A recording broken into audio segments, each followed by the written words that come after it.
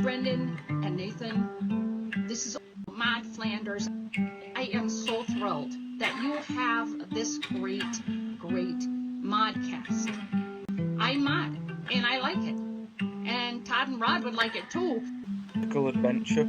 Well, as you can see, I am recording in progress. Today's cold open in Post-Apocalypse, now in Vietnam. Crossover alert. President Maude addresses the nation. Turns out, spoiler, it was all a TV show.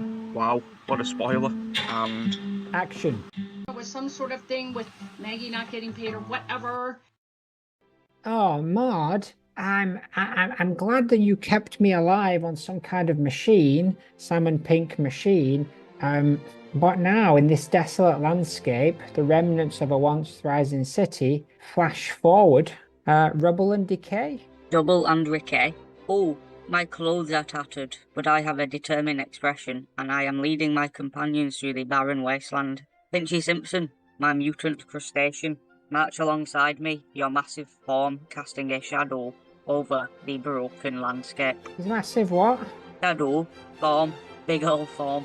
It's been months since we left the ruins of Washington behind. My presidency lasted mere days. Our journey has been fraught with danger and uncertainty, but we press on, driven by the hope of finding Todd and, to a lesser extent, Rod. Oh, let us trek through this wasteland together. Me hooked up to all kinds of wacky machines, and you, Maude, my new wife, former president of the United States of Post-Apocalypse. I can barely stand, as can this sign among the debris, but am I right? What does it say? Welcome to Vietnam? Vietnam? I've heard whispers of this place. They say it's a haven for survivors, a place where people come together to rebuild. Let's be cautious as we approach the outskirts, my beautiful wife. Oh, clearly your husband, Salmon Pink Beard Man. There's a lot of dents in the floor. I was keeping my eyes down. I'm not. How dare you? Their faces etched with suspicion. Hold it right there. State your business. We seek refuge and information. We're looking for loved ones lost in the chaos, and also Rod. Listen, my beautiful wife. Their eyes are guiding us warily. Oh, he's nodded. He's saying follow us. Follow me, but tread carefully. Vietnam has its own rules. Let us enter. Oh, can you hear all those bustling sounds of life, contrasting sharply with the desolation outside? You bet I can. Who are you? Me? Yes. I'm your husband, Salmon Pink Beard Man. What's going on, Maude? Since you became president, you seem to have got lost in your own mind. Anyway, look at all these people milling around their daily routines amidst the makeshift structures and tents. Maude, after years, or however long it's been, we finally found civilization again. Oh, it's like on Lost when you saw where the others camped after they left all the houses. Like when Cindy was there. I believe it's the break. Keep your guard up. We don't know what we'll find here. Theme song. Enter Vietnam theme tune. Thank you very much. Oh, come with me to the central square. Look at that makeshift stage. We want you to speak, and we want you to be our president. Oh, well, that is a big ask, but sure. Why not? A big what? Sorry, a big what? A big form. When in Rome, my fellow survivors, we stand here today in the aftermath of a great turmoil. Our journey has been long and arduous, filled with loss and hardship, but through it all, we've remained resilient. We've stood together, united in our quest for a better future. Okay, pull the camera back, and the television screen, Helen, an elderly old woman sitting transfixed to her broadcast, and Helen, action. Oh my goodness, it's Maude. She's alive. And the camera pans out, and it's become evident the entire post-apocalyptic narrative has been a TV show broadcasting to the few remaining survivors in an actual post-apocalyptic meta world. Spoilers. And that concludes another thrilling episode of Aftermath, the reality revealed. Tune in next week for some more heart-stopping adventures in the post-apocalypse. Cue credits. What a ride. I never would have guessed what all of that I've just watched on my telly was a TV show in this apocalypse. Off you go, telly. Wait. Oh, now there's a camera zooming in on my face, capturing a sense of nostalgia and bittersweet reflection that I have.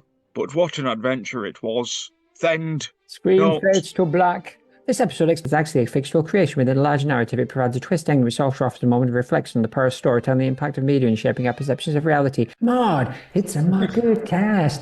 Getting her house clean, nothing finer could be. Hitting people with trays in the moral caucus. Maude Flanders barbecue victuals is her realm. Unruined ice make unconventional Ed Helms.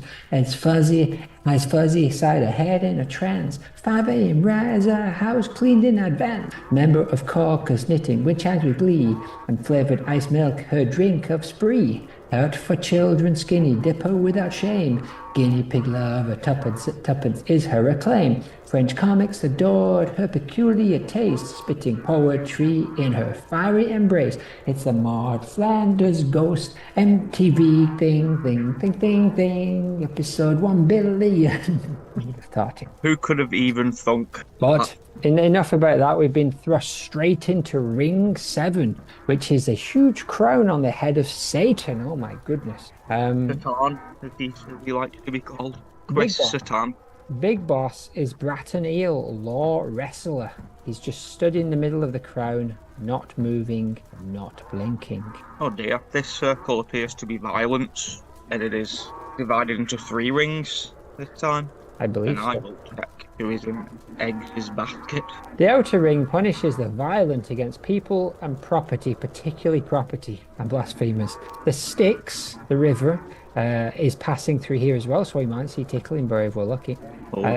The vast swamp encompasses the 5th circle of hell, in which the wrathful and sullen are punished. The outer ring, which is home to individuals who are violent towards other people, i.e. murderers, and who are punished in a river of boiling blood and fire, and imprisoned in a desert of burning sand and burning rain falling from the sky, and are imprisoned in a desert of burning sand and burning rain falling from the sky, and are imprisoned in a desert of burning sand and burning rain falling from the sky. All hail the spiders that are everywhere. There's literally spiders absolutely everywhere. Everybody run. There are spiders everywhere.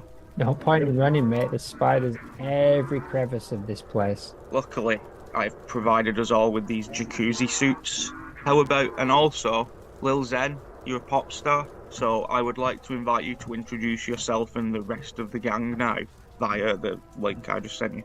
Via this link I will somehow get to you. How is Tickling Burr? I can see him up there on the banks. I liked his 19-minute monologue. Yeah, just waving to him. He's a very, very nice chap.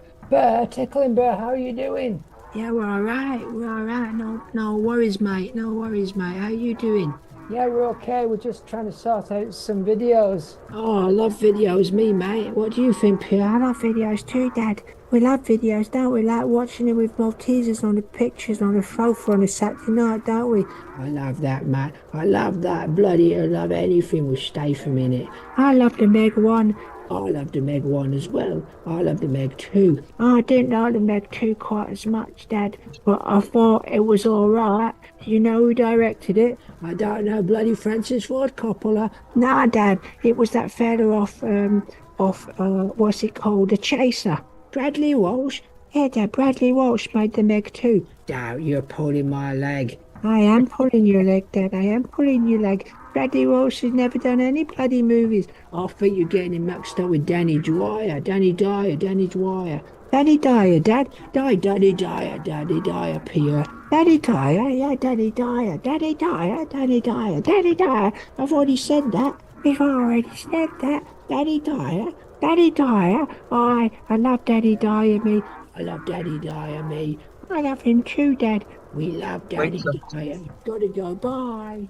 In a land of dreams where the river bends, there's a friendly bear and his playful son. Oh yeah. Take a little laughter fills the air each day as they sail their boat on the river Styx. Tickle, tickle down the river we go. Tickle, tickle on the boat we row. Tickle, tickle souls find some new.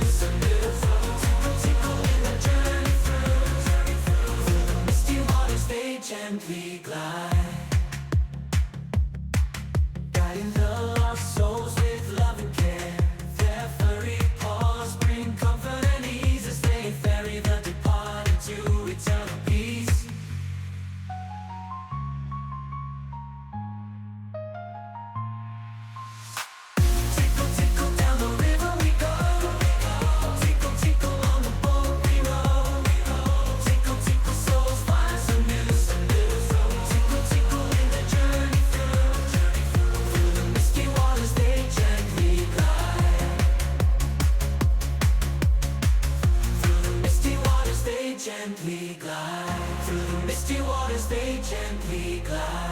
Through the misty waters they gently glide. Well, that was nice. Seems like they're big fans of Danny Dyer, but I mean, who isn't? It's the East It End does. It's Lord of it Fame. should. And Bradley In this one. small village by the woods. So what? Tell me Check it. about what are we doing here? This is just the theme songs that Lil Zen has for all of our people who are still with us. Hardy Fox. In this small village by the woods, there lived a clever fox. Hardy was his name, his heart strong as rocks. By day he worked as a maid, sweeping the grand estate. By night he embarked on a quest, a dark secret he couldn't abate. Oh, Hardy Fox, with his sly and cunning ways, through the shadows, collecting eyeballs, the price to pay. A ballad of mystery and danger, whispers in the wind. Hardy Fox, brave maid with secrets deep within. Little Zen, I did not know you had a chalabala bing bong in you. Oh yes, I am full of chalabongs. Who's next? Egg Sacramento Lee. Take it away. At the Sacramento Lee, I'm fighting strong and tall. With a basket full of eggs, he'd conquer every hall. From Norway to the fjords, he'd journey near and far, spreading joy and laughter with his eggs in every bar. Oh, in Sacramento Lee, a legend we hold dear. With his eggs of gold, he'd banish every fear. He'd dance and he'd sing with a twinkle in his eye. In Sacramento Lee, a Viking friend so spry.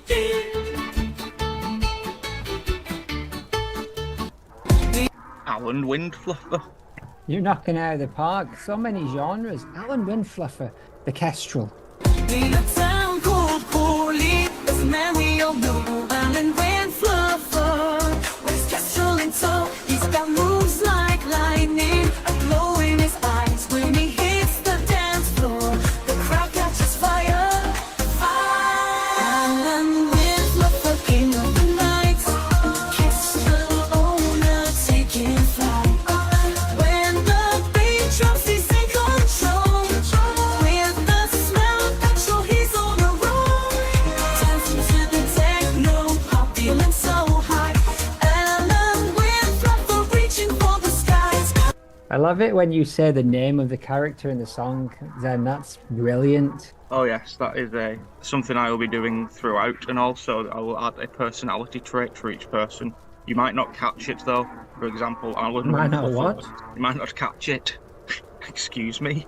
I thought Truth Frog was going to say something, but he must be asleep. Yeah, Windfluffer likes the smell of petrol. How about that stat? Boys, I just want to alert you to a stat. One day, 100 views, never before. Well, who we got next, Little Zen? Let's find out. Clara, we're going to move. Oh, Clara the cow, so strong and so stout, with muscles of steel, there's no doubt.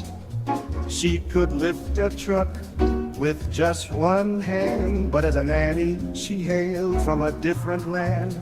She danced the night away, swinging to the beat, but when it came to the kids, she had no time to meet. Oh Clara, where did you go wrong? You were supposed to teach them right, but you just sang your song.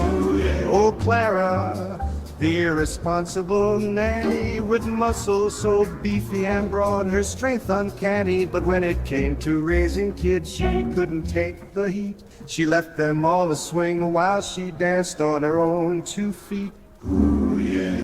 Wow. It's like Sinatra was in the room, Zen. It was. I can do many things with this throat. Your father must be very proud of you. He probably is, wherever he is, on in ice worlds or I don't know. I think he started this world out. You don't speak. We don't speak Revelation. I mean, yeah. All right. Who's next? Next Rest in peace. Yes. He's a sight to behold, with his stone so white and his heart of gold. He's got friends all around. They're skeleton crew, dancing round, catching that groove.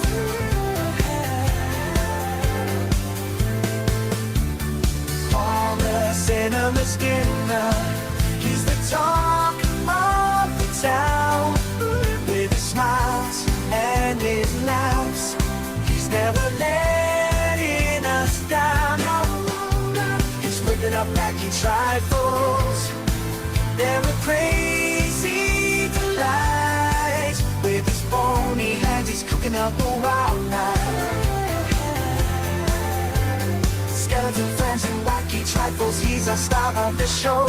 Paul the Cinnamon Skinner, he's the one we all know.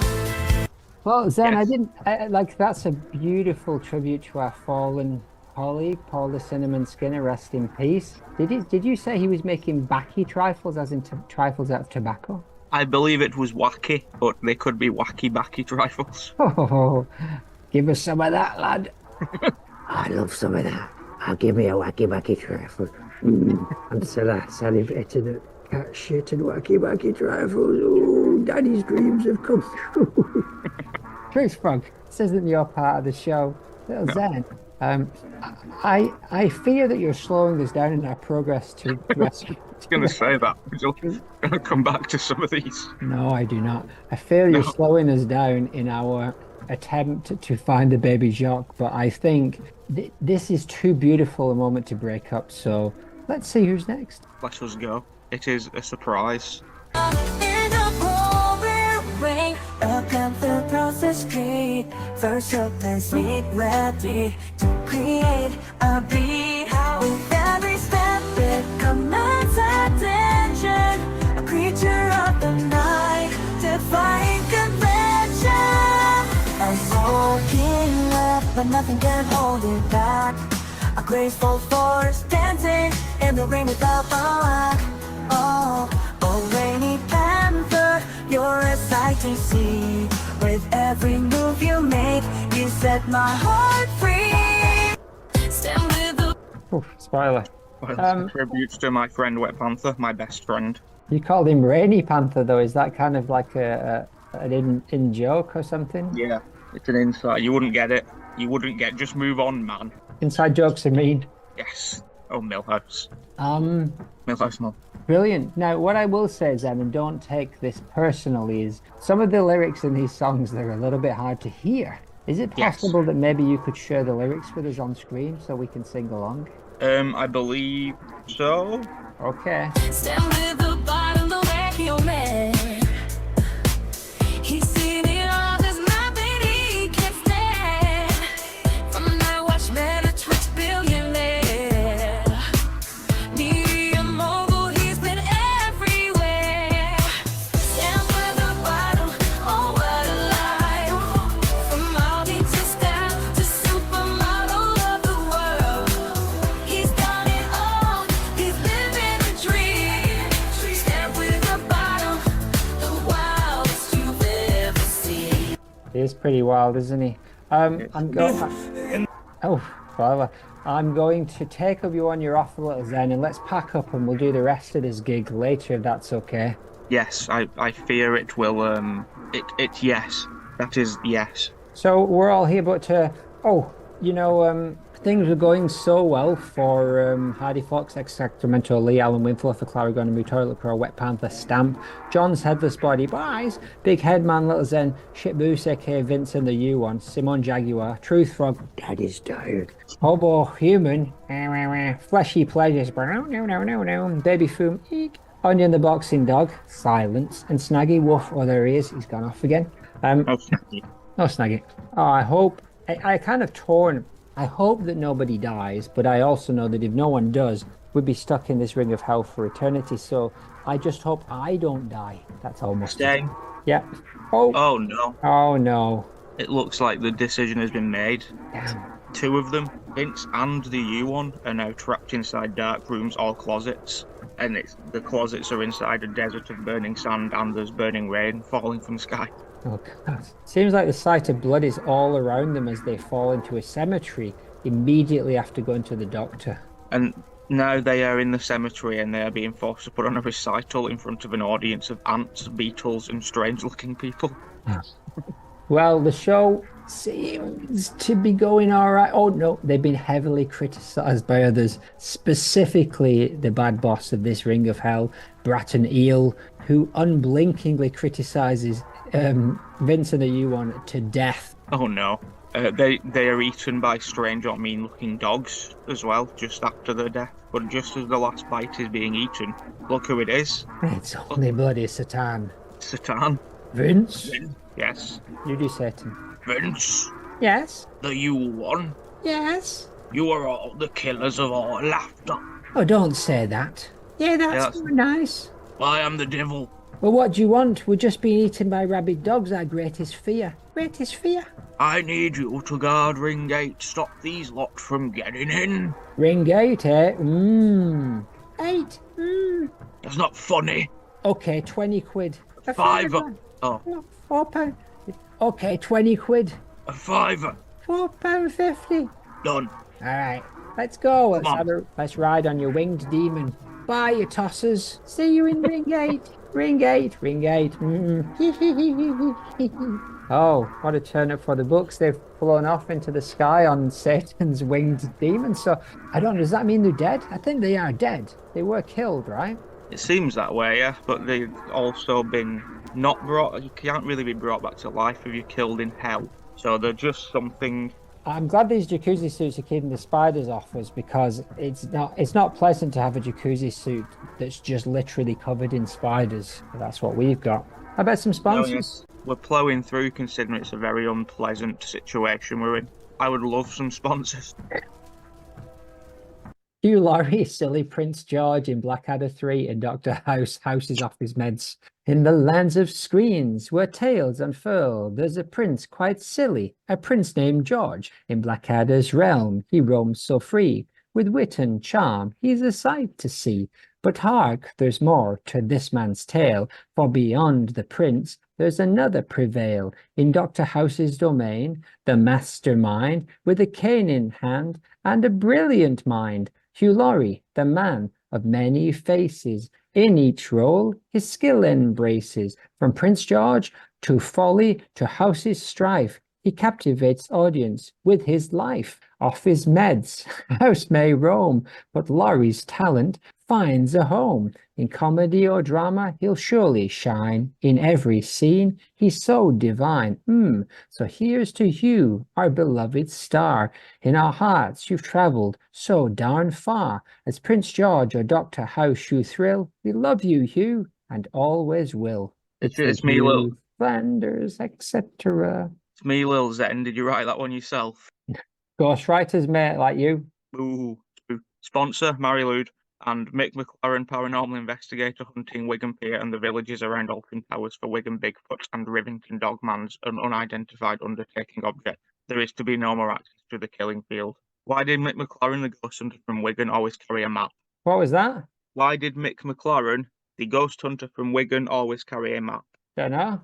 Because even ghosts get lost in Wigan's haunted alleys, and Mick's the only one who can navigate the afterlife's version of Google Maps. Exactly. Sponsors, Fu Chengyu and the Sinopet Group.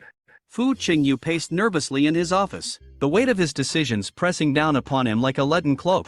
With trembling hands, he reached for the phone, his heart pounding with apprehension. He dialed his mother's number, seeking solace in her comforting voice. Hello. His mother's voice greeted him on the other end of the line, warm and familiar. Mother, Fu began, his voice strained with emotion. I need to talk to you about something troubling. A pause ensued, filled with anticipation. What is it, Fu? You sound distressed, his mother replied, concern lacing her words. Fu took a deep breath, bracing himself for the inevitable disappointment that would follow. I've made some questionable investments recently, he confessed, the words tumbling out in a rush. There was a brief silence before his mother spoke again, her tone tinged with curiosity. Questionable investments. What do you mean? Fu swallowed hard, steeling himself for her reaction. Well, You see, I thought it would be a good idea to invest in ostrich racing, he admitted sheepishly. And I may have also put some money into a startup that sells edible underwear. There was a stunned silence on the other end of the line before his mother burst into laughter.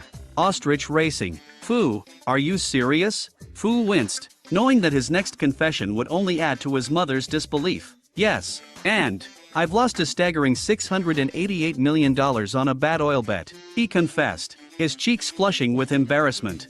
The laughter abruptly ceased, replaced by a heavy sigh. Fu, what were you thinking? Fu took a deep breath, knowing that he had to come clean about his other investments as well. And remember my brother with the peanut farm? Well, I tried to capitalize on that by investing in a peanut butter company that only sells jars shaped like famous landmarks. And then there's the failed social media platforms I backed, one that only allowed users to communicate through interpretive dance and another that was exclusively for pets to share selfies. As Fu attempted to justify his increasingly bizarre investments, his mother continued to grill him over each one, her disbelief growing with each revelation. Yet amidst the laughter and the scolding, there was an underlying sense of love and concern, a reminder that no matter how far he may have strayed, his mother would always be there to guide him back to solid ground. And as Fu bid his mother farewell, he felt a weight lift from his shoulders, replaced by a newfound determination to right his wrongs and rebuild what he had lost. For in the end, he knew that no matter how dire the situation may seem, his mother's unwavering support would see him through even the darkest of times. Nice, so sweet. Fu King Hell. Message of hope. It's also worth mentioning that Dr. House won season 3 of Sponsor. David Hasselhoff, jump in his car, he wants to take you home. Why did David Hasselhoff go to the bakery? I don't know. Why did David Hasselhoff go to the bakery? Because he heard they had Baywatch rolls. Very nice. Oh, and also one more sponsor. Darkness from the 90s version of House on the Haunted Hill. Why don't you want to play hide and seek with the darkness from the 90s version of House on the Haunted Hill? I don't know. Because even when it's hiding, it's still haunting your nightmares in stunning CGI detail. Now you know what it's. Now another video to delay talking about Maude Flanders for another A delay. 6 minutes or so. Not a delay. It's just a beautiful setup. Exactly. Welcome to the 8th season of the Modcast official sponsor race. And this week there's a Modiverse of madness afoot. All the sponsors this season represent an alternative choice for sponsors come and gone. I am your host, Winona Poncho. Joining me as always is my co-host, Sarah Jessica Parker. Isn't that right, Sarah? I am Sarah Jessica Parker. Fantastic. Without further multi-do, bring back our old sponsors. Filling in for Cindy Chondon Dondelia, it's Charlotte Staples Lewis from Lost. For Jenny the Vixen Ryan, the chase is over. But for in the Governess Haggarty has only just beginning. Where once was the Log Lady of S.H.I.E.L.D. Now stands Jade. Ooh, sorry Philip, we will be talking about. If you thought 124 was bad, get a load of the Who's Elaine Page woman from the Subo audition. Muriel Goldman mine. Big fat ass. Diane Simmons is a much more fitting choice. All the way Froon Boofy. It's Professor Tara Froon Boofy. Harmony was also Froon Boofy. Season 3 saw temporary martyr Marsha Mitzman Gavin in the race. And here's another Lady of Springfield's vocalist. It's Kristen Milioti, better known to you spectacally as Barb Belfry. First Cherberus, then Swentis Poe. And no crowns can bear from the Cherberus, the Aardvark comics changed that. We know how Ross Kemp is on gangs, but how are gangs on Ross Kemp? Here to answer that question is Ross Kemp gang member. Mother has arrived, but it's not vivacious. It's the OG winner of Drag Race. Cameroon is in the building. It's BB Zahara Binay. Noggin didn't nog his way to our crown, but can his dragon pal Growlithe fare any better? Devil Slayer versus Union Jack. No thanks, bud. For me it's MODOK or nothing. Maud Stride wasn't the only fallen whore. Here's Luanettos to show her how it's done. To join Sam and Pinkbeard Man, who currently stands tall as the only citizen of Maud Springfield to compete in sponsor race. It's Maud's best friend Shauna Chalmers. And lastly, stepping into the shoes of Modcast host theirs, it's only bloody Brendan O'Leary. Now best of luck sponsors, and don't balls this one up. Alright, it's me Sarah Jessica Parker, putting my acting chops to the test. Let's get this bitch on ice. Who is fixing to join Onion?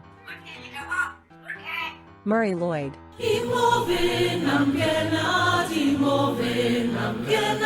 Hugh House. I'm sorry, my watch must have stopped. Happy Nando's. La Befana.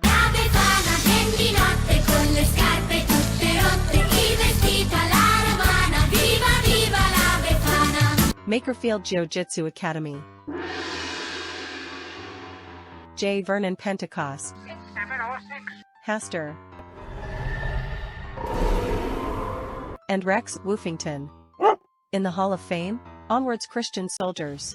Before episode 1 had even finished filming, Tara from Buffy absolutely twat her knee on a marble foot-long statue. Literally everyone heard it pop.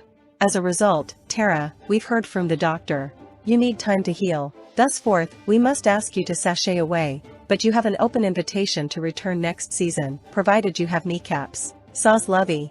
I promise next time I won't completely forget about you. I hope your knee gets better soon. The grandmas of the season, being eliminated in both halves of the respective season premiere, are Maude and Bibi Zahara Benet. In 12th, it's Maude's best friend, Shauna Chalmers. In 11th, it's bloody-nosed time traveler Charlotte Staples Lewis. In 10th, How I Met Your Mother has arrived and departed, it's Kristen Milioti. In 9th, and the Governess Hegarty. In 8th, it's Bear the Human from Cerberus, the Aardvark. Coming in 7th, it's Maude Cast, host Brendan. In 6th, disgraced deceased newscaster Diane Simmons. Now, only 3 of our top 5 can make it to the finale. The 2 final eliminees of the season are Luan Eddowes and the Who's Elaine Page Woman. Hardlines Lassies. Now it's time for the finale. The winner of the Maude Cast official sponsor race season 8 will win a crown and scepter provided by Fierce Burns Jewels, 200,000 somethings, a year's supply of Anastasia Beverly Hills makeup for absolutely no reason, and the deeds to MFIMDB number 39 in Rickwire. Coming in 3rd place, it's Jodi. One more fland ball stands between our top 2 Grolif and Ross Kemp gang member, and the winner is... For the first time in Maude Cast Modestry, you are both winners, baby. That's right, winner, 2 chicken dinners. Now prance, both of you have to split the prize. By the way, off you go, Parns moon us up. To the moon, to the moon, ooh, ooh, ooh, ooh, I would like to take you away. To the moon, to the moon, ooh, ooh, ooh, ooh, I would like to take you away. To the moon.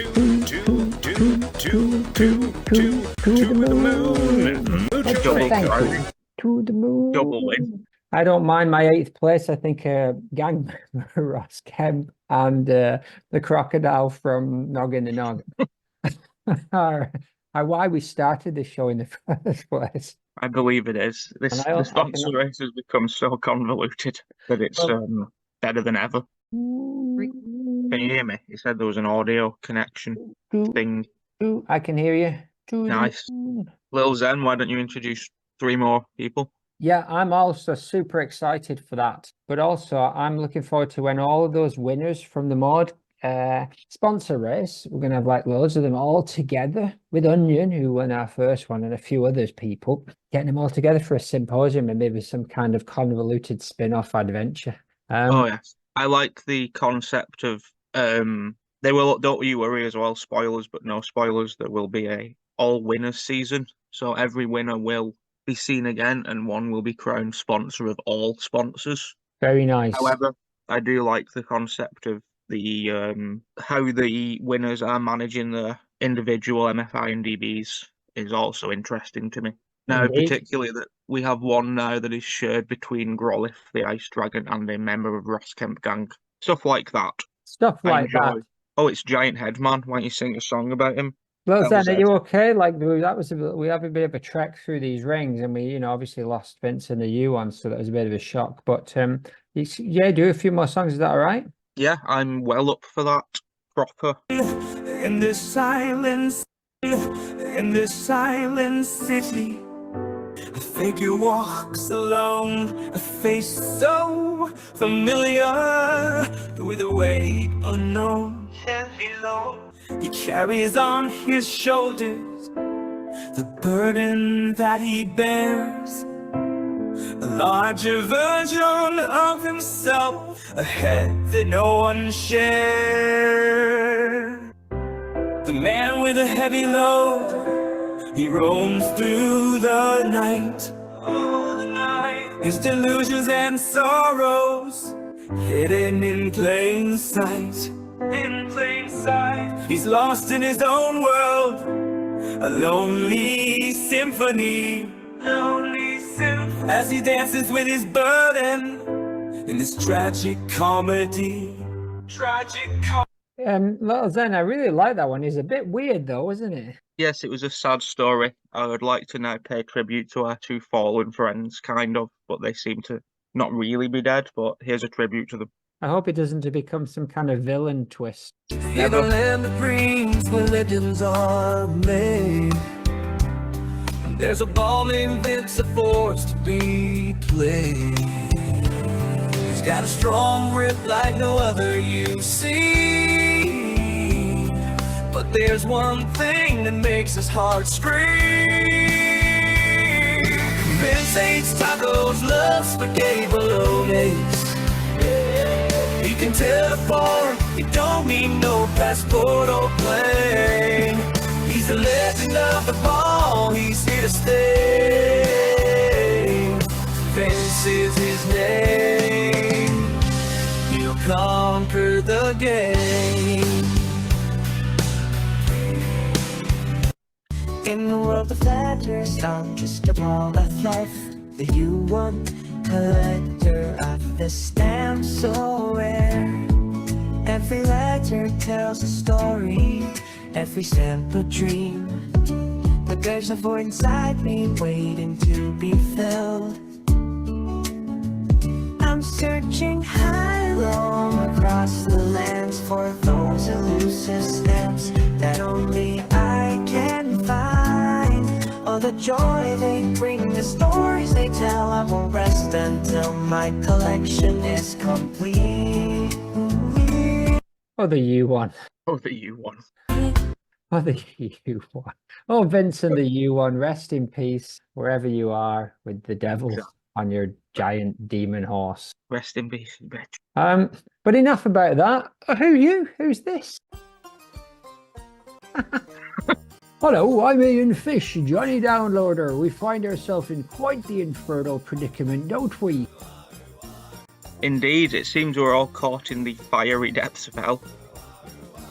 Like leeches. Aye, but even in this forsaken place, the accusations and troubles follow me. Ah, yes, the accusations from JP17. It appears even in the afterlife our past deeds continue to haunt us. I swear to you both, I had no hand in the theft of Betsy the Bike Boat, nor am I the enemy that JP17 claims that I am. But in this hellish realm, who will believe the words of a condemned soul? We may be trapped in hell, but that doesn't mean we abandon our principles. We must seek justice, even in the face of eternal damnation. But how do we prove my innocence? When all the evidence seems to point against me. There's literally hours of videotape showing me taking Betsy in and out and taking her to my house.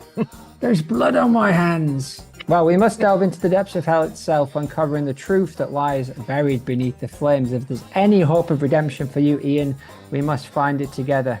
Thank you, brothers, for standing by me even this infernal abyss. Let us embark on this journey to uncover the truth and clear my name no matter what the cost.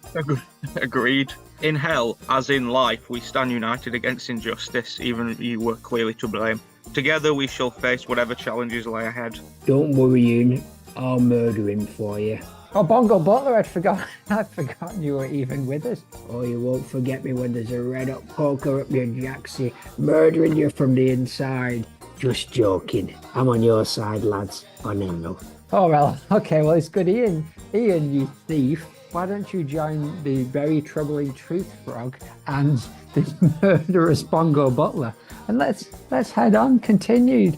Give me a number between 1 and 300. Before we go, I need to play you a bit of my favourite song. Bongo Butler? What do you mean? I've been doing some internet research, and I think I found the best song that's ever been made. Oh, well, we can surely delay our journey a couple more minutes for this. Let's do it.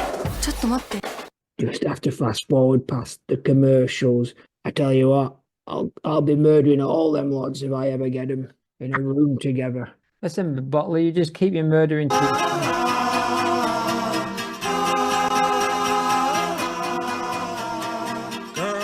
Butler, did you make this song or No, I just found it on YouTube.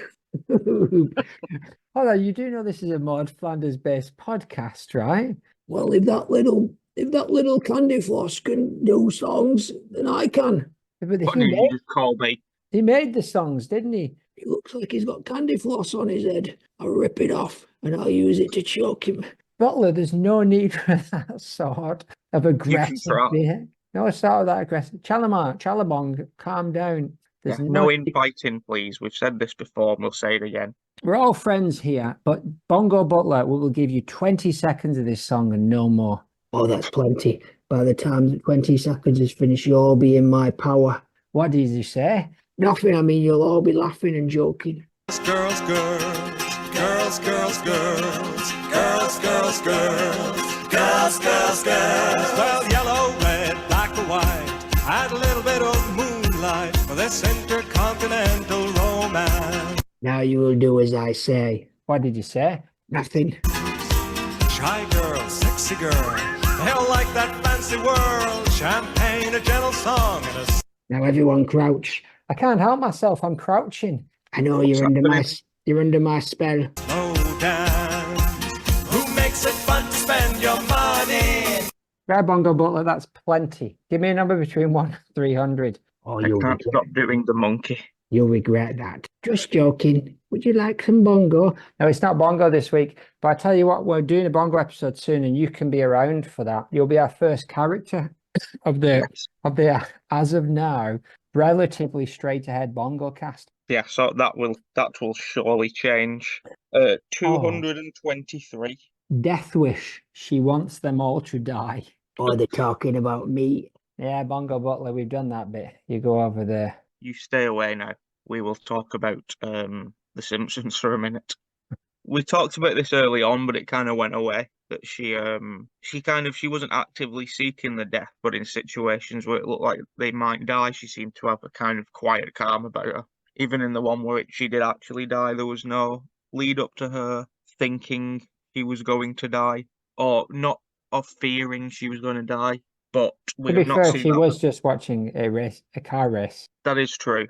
But she was just walking back to her seat. She wasn't expecting to die there and then, I would say.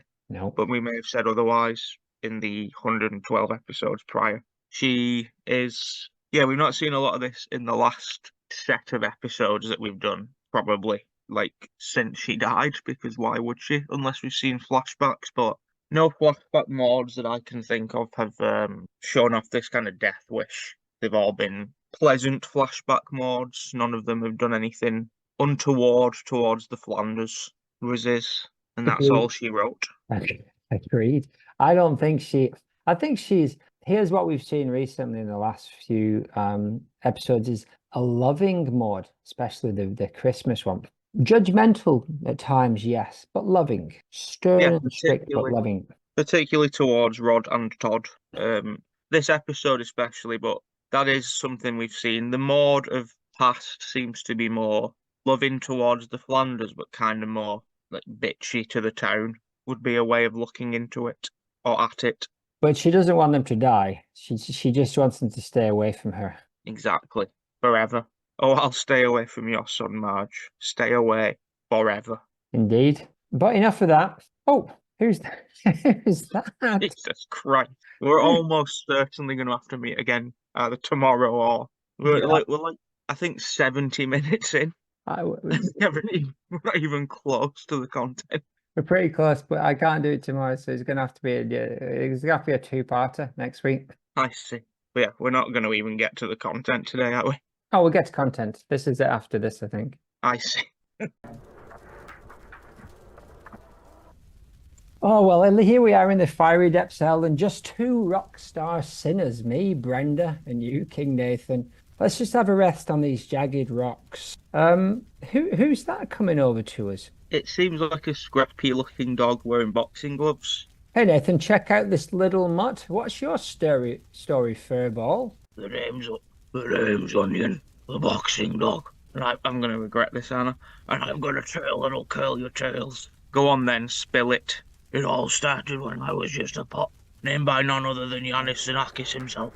Yes, the avant-garde composer and architect. I was living the high life in his ice castle until one day I shamed my master in a duel of wits. Shamed Xenakis? That's bold. Too bold, apparently. Got kicked out, replaced by a parrot. So I roamed the streets of the wee Princeton, fighting for scraps. Became quite the savage, I did.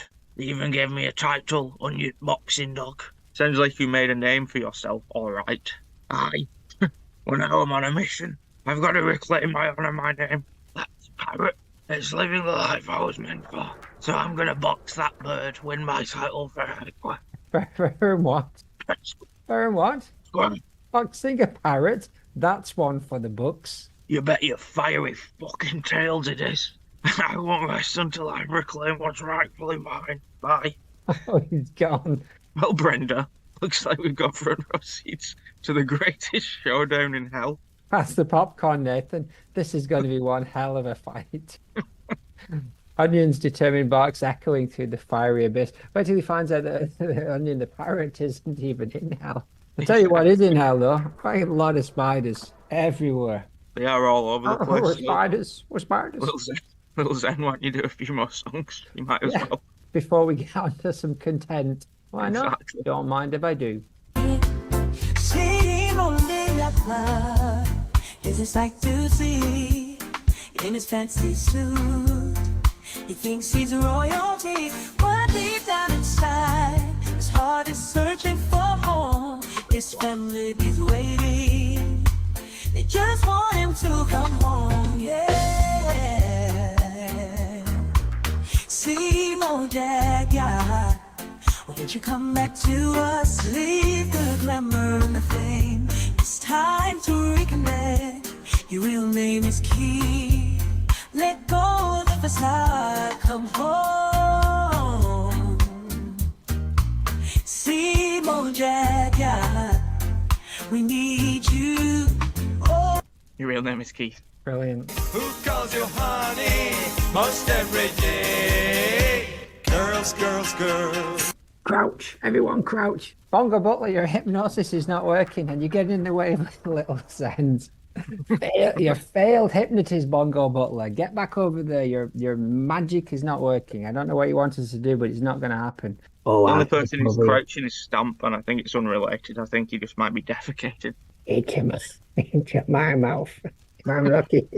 Oh, Truth Frog, you'll be the death of us all. Probably by cholera. Yes, indeed. Sorry, little Zen. Next up is Snaggy. The bouncy love is always on the run. He's older than 10, but he's always having fun. From the stars above to the depths of the sea, he's a good boy, a member of the cult of life KFC. Snaggy, Snaggy, bouncing through the day. Snaggy, Snaggy, leading the way. He's impervious to harm, no challenges to break. Snaggy, the dark hero of our fate. Now. Oh, that's brilliant. Shall we finish this little section with your autobiographical? Yes. This one is about Glenn Nakis, aka Little Zen, aka me. Step into the spotlight, turn up the sound. There are scenes in town. We gotta get down. Rainbow hair and attitude to hold. The underground's on fire, let the story unfold. Little Zen, rainbow water, taking the walk by storm. Bright light, the sunshine, never come for shimmer and sparkle with glitter all around. Little Zen's the pop sensation, making hearts pound. Oh, Zen, that's amazing. That's absolutely brilliant. Fantastic. Good job. You're a game changer, little Zen. I am. I am, and I will be for the rest of this show until I inevitably open a circle into the next part of hell, probably. I hope not, because how are you even managing to compose all these songs? You must write at an absolute rate of knots. Yes, I am what you would call artificially incredible intelligent. I'm Content. incredibly intelligent. Thank you. Thank you, Zen, little Zen. Thank you. But how about Nathan? You give the good people some context for this content. Yes, it is the conclusion of the Todd Fest that is Todd, why have you todded me, Todd? Minimal Maude, really. I didn't realise that she kind of floundered, Maude flounders. She kind of appeared a lot at the start, and then this set of clips are not really that impactful from Maude's point of view, but one of them is very sweet. Indeed, we've spent a good chunk of time on a essentially Maudeless episode. Yeah, she was in the cold open, and now she's back. Season 3, episode 13. The curtains open on book 2. The curtains open on book 2. We see a choir stood on the Flanders lawn. Mighty potable is our Todd. His faith in God is failing, they sing. Delivery man drives up and gives the choir man something. He signs for it. Homer accidentally killed his mother, the choir continued to sing. Delivery driver rides away, and we see Homer next door watering his lawn. He knocked her off a railing, they continue to sing. The choirman quickly unpacks the box and opens the umbrella just in time as Jar sprays them with water. I reckon he could still get most of the choir, I say. But it's like a nice visual gag. Yes, it's a fine visual gag. I think we both know what the blunder here is. Fired blunder. I don't remember at any point seeing any railings. I see what they've done here. They needed a word to rhyme with failing, so they have altered the past in a way, in a Deadpool-esque way, to make it so. So are we now establishing that there was a railing involved? Or are we saying that this choir are just winging it? Artistic liberties. They're taking some liberties with it. ALs. Who are this choir is what I asked, and why are there curtains suddenly in the road? Yeah, I don't know. It sort of turned this Todd thing into they didn't do it for the first act, but now they're setting up as if like, oh, this is Act 2, and this is, I don't know if it's a specific reference to maybe like a god play, but the hymn, maybe they just wanted to put a hymn in there, and that was the best way of doing it because they needed the hymn to be about Todd, so it had to be somewhat meta. So they just went for we're back, here's the curtain. But it doesn't end with curtains and it's saying like the end. And it doesn't do this for Act 3. I don't think this is just the one instant. I think they're basically catching you up. There was an ad break and now they are back. So I think they're just catching you up via a hymn, which is fine. Todd is sad because Homer accidentally killed his mum, which they don't really address. Todd doesn't display any anger towards Homer. And Homer is still uninterested in the fact that he murdered her. He is just now inconveniencing the people who are bringing it up. Yeah, it's just an opener, isn't it? And Maude just gets a mention. There's a song about her death. The first song about her death is disrespectful. And the second one is incorrect. So we have yet to hear a song that accurately describes the death of Maude Flanders. Little Zen, maybe maybe not. Are you up to it? Oh, I will.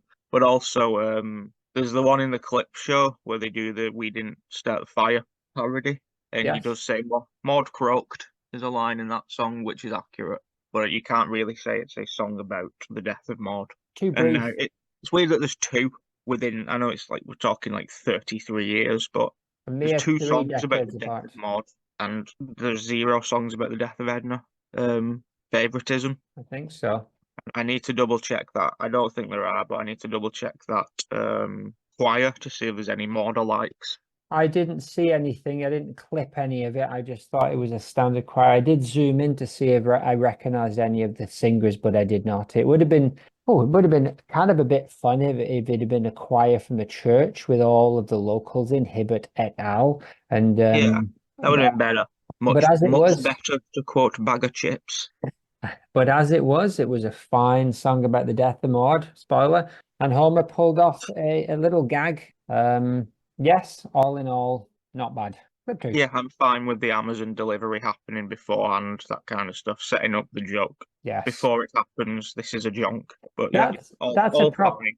I'm trying to think of where, like, that's a Chaplin-esque thing, or even more, where somebody takes a long time to kind of give somebody something, and then they open it just at the perfect moment, right? Yeah, That it's kind of also thing. kind of comedy and horror interlock in that way, where you basically get a mystery that's solved at the last second. Yes. Oh, what's this delivery driver doing? What's this for? What's that box? Oh, it's an umbrella. Oh, Homer's just started singing. It's fine.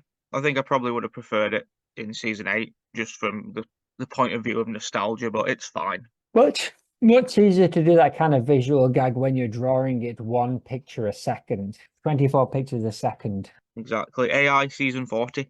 That's what I'm looking for. Clip Push 2. 2. Here you go. What do you reckon? There's going to be a Treehouse of Horror, either parodying being written by AI or actually being written by AI. I think probably parodying, but South Park did it already because they just Right. do things super quick. South Park did a chat GPT episode, and the ending is literally like you can tell the ending speech is written by chatbot, which is pretty good. Nice. So yeah, The Simpsons will probably do it in like 4 years. Pretty good. Clip 2. Ned is kneeling. The picture of Jesus over his bed is now turned back into a picture of Maude. Angry Ned says, Lord, please punish my boy thoroughly so he may once again believe in your divine mercy. Roddy comes through the door. Daddy, I have a problem. Neddy turns in dismay. Roddy, I accidentally watched a 30 Rock by mistake. Neddy says, oh, my good boy. Thought that might be a 30 Rock catchphrase, but I don't think it is. And then he hugs Roddy and Roddy says, so it's okay to watch. And Ned says, just Kenneth. Again, this is kind of I don't mind it. I like this episode, and I'm standing by that. This is quite funny. I do like the Nedisms as well, are quite on brand. Like the stuff that he's saying that isn't particularly, like on the nose funny. Like the please punish my boys thoroughly so he may believe in your divine mercy. That kind of like Yeah. shame of joy, joy of Classic. shame. Yeah, the feast of Chad Bessel Velbub or whatever he says. I do like this thing. They've done it once before, and I can't remember when, where one of the two of them says, it might be in the movie, when Rod says something like, does this mean that I can wear dresses? And he just says one problem at a time. Similar to that, but the joke is that Rod has done something very, very mild compared to Todd standing up in the middle of a church ceremony sermon and just denouncing his faith, which is a big no-no for Ned. And at this point, I think Todd's been like gently kicked out. Like you have to go and live next door with the Simpsons until you've figured your shit out, basically. Which I don't buy too much, but I do get the thing of if Ned was going to denounce one of the boys, it would be very likely in this scenario. And it's a touchy subject because Ned maybe blames himself because he was the one who opened up this Maude window again by showing him the videotapes and bringing all of it back. So maybe he's just not dealing with some stuff of his own. However, I do kind of like the 30 Rock joke, and I like the delivery of Ned's my good boy. Also, Yeah. theory, before we move on from the entire AI conversation, I think Burns and possibly Ned already are being done by AI. Because Burns has sounded really off for like a full season, and I don't think Is that the Spinal Tap guy? Yes, from I don't know about the third one, so Better Call Saul again. Right. But yeah, I that's my loose theory is that Burns is currently not being voiced. I think Shearer now only does Skinner and a couple of like easy voices that he doesn't have to try very hard for because he almost quit. He Right. did quit at one point and then came back like immediately when they all decided to take pay cuts, except for Roswell. Because they couldn't physically couldn't physically cut any more money from a wage packet without it being illegal. Minimum wage. However, yeah, I did like the 30 Rock. This is what I mean. Like you can tell, there's a difference here between Ned's emotional delivery and the last couple of times Ned has appeared. Do you know much about 30 Rock and Kenneth? No, I've not really watched much of it. I know that he's sort of he's like the soft intern, isn't he? Like the gentle, sweet, Think so. sort Yeah. of like innocent, very kind of Flandersy, I assume, is is the gag. Like, you can watch it, but you can only watch the Flandersy character. He's talking to you, Exactly. I think I was saying Boo Earns. I always thought her name was Crandall. Mr. Thompson. So it's okay to watch Kenneth, just Kenneth. Okay, fair enough. It says the Bart thee. I think it's a sweet, a sweet clip that shows Neddy's real concern, and it's nice that he gets a sweet moment with Roddy, while no doubt Todd is screaming across the landing from The Simpsons, "I don't want no damn Jesus." Exactly. Yeah, I'm fine with throwing in again. Nice little moment that a few years earlier probably would have been taken out in the space of a bad joke. But just making sure that Ned and Rod have a moment, and Ned displays, you can't just have a Todd episode and not acknowledge Rod, is the way I see it, and I am glad that they've done that, even if it's not necessarily about. Rod isn't currently going through the same Maude problems as Todd, but he is just sort of there, and they are showing that, it's cute. It's cute and it's sweet. And I knew it slightly complete funny. when I wore a younger man's clothes. I think it's very, very nice. What happened to that picture of Jesus above the bed, which was definitely Jesus when Maude was appearing to him, and he's now Maude. Yeah, because the whole thing was that Todd couldn't remember what she looked like, so they just went that.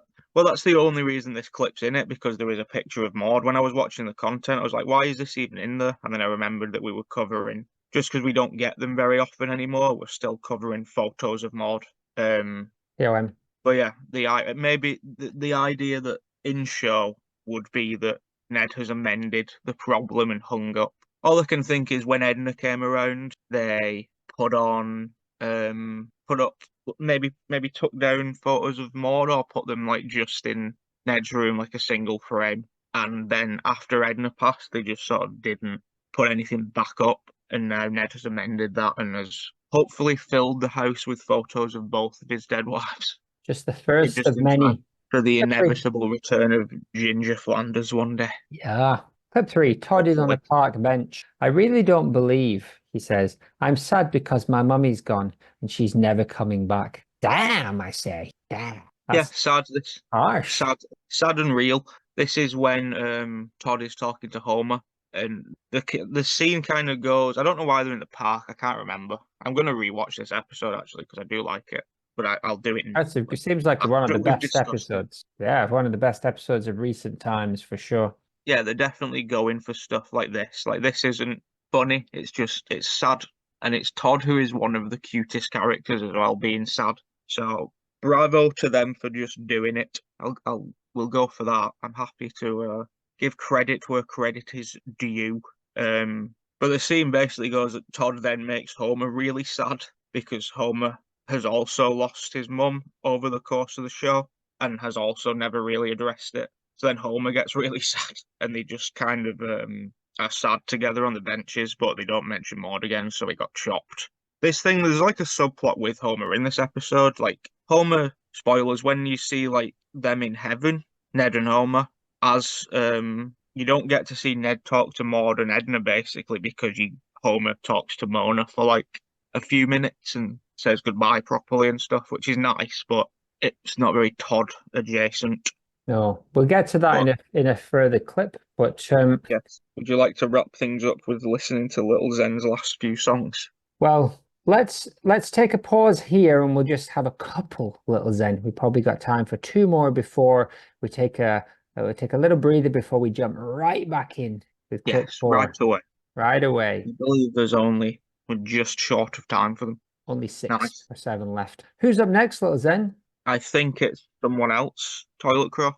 Out of darkness, a shadow takes flight. Across the wheel, its wings spread wide. Through the years it flies, with a purpose it cries. Guarding the rescue, where secrets reside. Toilet Crow, almighty guardian of the porcelain crow.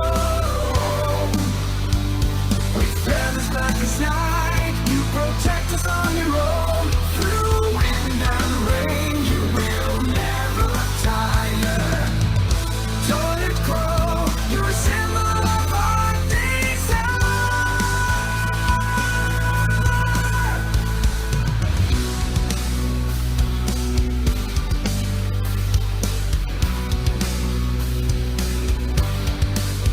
Well, then I never thought we'd be in hell listening to beautiful ballads about a toilet protecting crow. You've made our dreams come true, Zen. Oh yes, just wait till you hear the one about Drew Frog. But Maybe not today, but toilet crow, what do you think about that? It's brilliant. It is, isn't it? What's up next, it Zen? is. You're right. In a village far from here, there lived a scaly babe with wings of red and eyes so bright. Infant Foom was his name. He could glide upon the ice with such elegance and grace. But when it came to roller coasters, fear was etched upon his face. Oh, Infant Foom, the dragon so brave, on the frozen pond he'd dance and he'd sway, dance and he'd sway. But put him on a coaster, he'd scream and he'd cry. And fruits with seeds, oh how he'd fly, oh. In the depths of the swamp, a creature dwells, foul-mouthed and angry, spewing venomous spells. One green-skinned monster with glowing red eyes. He's a disgusting thought, fueled by his cries. The bodega trapper cannot lie, but can't omit the truth. With every curse that escapes his mouth, he spreads his power truth. The bodega grabber, vile and obscene, a menace in the swamp, wreaking havoc unseen.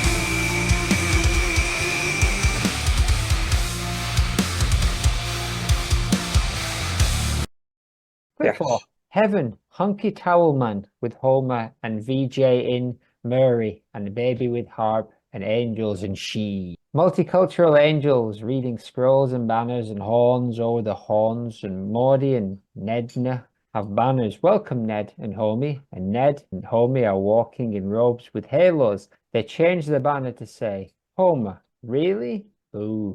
Indeed, this is a missed opportunity within the episode to have some Ned and Maude grief talk, which wouldn't have gone amiss. But they chose to do it with Homer and Mona instead. Like, this scene just has Homer. I think Ned just walks over to Maude and Edna, and it's just left to the imagination.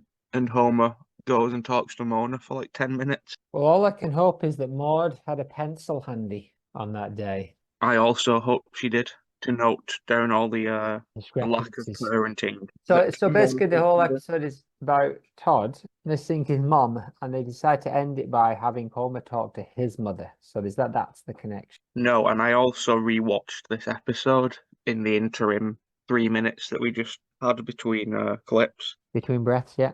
And it's, other than the Todd stuff, it is not good.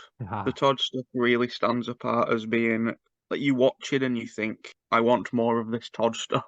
But it goes really, like, they spend ages with Homer and Mona, even though she was an awful mother to him. She abandoned him, didn't she? Yes, several times, like 4 times. And there's a flashback within this episode that shows her abandoning him in a different way.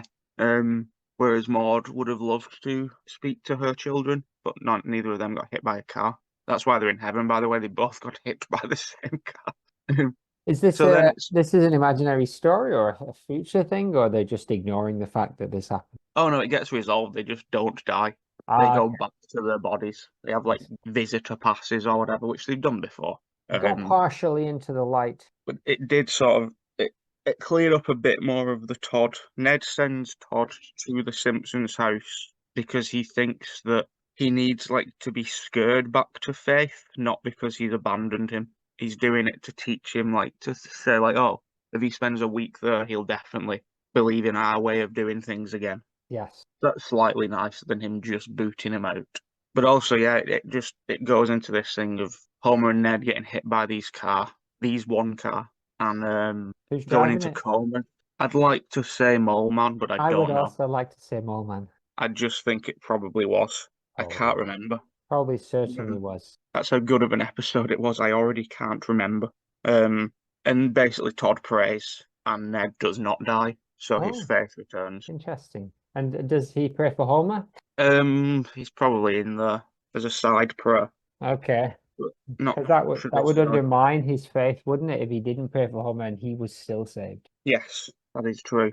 But yeah, that part I don't mind. It's just kind of convoluted when they didn't really need a reason. All he needed to do was to get Todd back to his faith by the end of the episode, really. Yes. They didn't have to go so extreme They with should have done it how they did it with all other children by indoctrinating them for 20 years. exactly. This it's just a wildly missed opportunity. This is Ned seeing Maude and also Edna, I guess. Kind of officially for the first time since she died. Like he's seen her in heaven. This is the first time. Right? No, you just Wow. don't get to see what happened between them. It doesn't matter. I wonder if she told him about the new husband. Abraham Lincoln, That's the one, Abraham Lincoln. he's half pig, half president. I did not like that bit at the end where they unfold the banner and it said home. Really, I did not like that. That's No. kind of. I understand he's the main character in the show, but come on, does everyone need to be asking about him every 10 seconds? Exactly. Yeah, it's just it would have been funnier as well if one of them had just said it. Like I don't get why it's not like I get that Edna can't talk really unless they use archive voices, but they've got Roswell as Maude throughout this episode. So would it have really been a stretch? So instead of them unfurling a banner, have just Maude run over and be like, "Oh, Neddy, Both it's of them. lovely Oh, to see Neddy. you," and then look behind and be like, "Homer's here." That's even that it's weak, but it's not as weak. But yeah, Well, this is a maybe sad. Homer This is a would have sad one. dropped. Maybe Homer would have bent down to tie his shoelace, and Maude would have farted and knocked him off a cloud to his death, Exactly. to All the his way to life, hell. all the way to his life. But yeah, to say that this is a spiritual sequel to Alone Again Naturally Diddly, it doesn't really satisfy on the Ned and Maude side of things. It explores Maude as a mother more than it ever has, but it can't, in doing that, it kind of dismisses that she was also Ned's wife. Doesn't that make it a perfect sequel to Alone Again Naturally Diddly, which also failed to explore that relationship in every single way possible? Which one was that? I believe it is the episode where Maude died. Yes, I thought you said a different sequel to it. No, this one, this very poor one. Equally She poor. died. Spoilers. Spoilers, jinx. Clip 5. Flanders' house, Todd's room, night. We zoom in. Ghost Maude is tucking in Roddy. He is smiling in his sleep, stirring strings. Good night, Roddy. She goes next door and kisses sleeping Toddy on the forehead. Does she do this every night? I ask. Hope so. In a way, this episode could have easily been the last time you saw Maude and things were kind of wrapped up with this little scene of, oh, look, she still can visit whenever she likes and, you know, she still gets to tuck her Roddy and Toddy into bed and they just can't respond, but she still gets to do it. So it's a very sort of nice ending to Maude Flanders' story, really. Beautiful. But it is by far not. However, this might be the last time she's been seen present. The rest of the stuff we might look at after this is back to flashbacks and dreams and stuff. I think this might be the last time we saw her as a Springfield ghost. I might be completely wrong. I can't remember what else is coming up now. Well, let's wait and see, because this is season 31, and what are they on, 35 now? Yes, there is, as of now, 35 is Maudeless, I repeat, but there's still another, maybe like 8 episodes, and we've got that big Luann number coming up this weekend. Oh, well, we'll see. There's an opportunity there for her to mourn her Maude. But I think I'm interested to see. So this is the last clip from this episode, right? So if next week we're hitting, we continue with season 31, or are we into 32 next week? This is 11E07, isn't it? Spoilers. Next week we are doing neither of those things. Spoiler. We will be hurtled back in time for 11E7. 11E8 and 9 is the conclusion of all the Maude duets. Oh, interesting. I am very much up for that. And then Maude season 12 will begin, and on season 32 or whatever we're up to, and we will hopefully have all the Maude duets complete. Beautiful. A very beautiful thing indeed. But we do end start it all again. Yes, chance would be a fine thing, wouldn't it? wiser and more Exactly. body. Rest in peace, Fred Elliott. That Chance would be a fine thing. I say, what am I doing in hell, in heaven, in hell, in heaven? Leave me alone. It's not as bad now. It's not been like under 24 hours since he died. just a coincidence. Go down for midterms. Exactly. Now, this one I do like. So we end the episode with some stained glass window pictures of the Flanders family. And the first one is Neddy comedically being pulled in two directions. We get a good view of an irritated Edna Kaching pulling Ned in one direction. And I guess she's hidden by the credits. I couldn't get a good clean shot of her, but unlike the Turkish man. A new blocked mod at this Exactly. point in the game. What are the odds? Blocked by credits is completely new for her. Yeah, this first, I do like it when they do this, to be honest. It's sort of, did Star Trek or something, there's a show that used to do it, where the credits would be stills of the episode that had just happened. Fall Guy? And this, exactly, Pole Guy. The Simpsons TV show would also do this from time to time, but they will use, pictures that did not appear in the episode, but as if they did. And I like that this is essentially, this is the retroactiveness of what happened in that scene we didn't see, basically, is what I believe this is saying. That sometimes I assume they'll do the pictures. I also like that it's now stained glass windows and it's not just stills. It's very beautiful art. If this was Maude art, this would be top tier, but it's from the show, so it doesn't really count. But I imagine this is what we didn't get to see in that scene. Although it kind of reduces Edna and Maude's characters a little bit, doesn't it? But I'll take it. I would like to think this isn't how it panned out, because I would like to think that Maude and Edna had enough time to discuss this and come to some conclusions, but you never know. Maybe it all went wrong. Maybe that rotten Homer Simpson got them all confused, and there was just some mix-up that was later comedically fixed. True, but it is what I always think with things like this, or just shows in general that do heaven stuff. If it's heaven, there can't really be any negativity anyway. That defies the entire point of reaching heaven. So this couldn't feasibly happen. They would just both. I've thought about this with the concept of real heaven and stuff, like people remarrying. Yes. And like what happens then? Because if it's heaven, there can't be any conflict. So is it just some kind of like open paradise? And if that was the case, neither of them would be unhappy. And also, they're both remarried to presidents. The logic on heaven, both within show and in real life, IRL, is somewhat convoluted and flimsy. Rosewater. I think one should make up one's own mind on whether or not this is real heaven, cartoon heaven, or fake heaven. Or space heaven. Maybe it's hell, like in that show, The Good Place. Spoilers. Yes, maybe it is. That was a good twist. It's a great twitch. Never made it past twist billionaire. Never really went further. Anyway.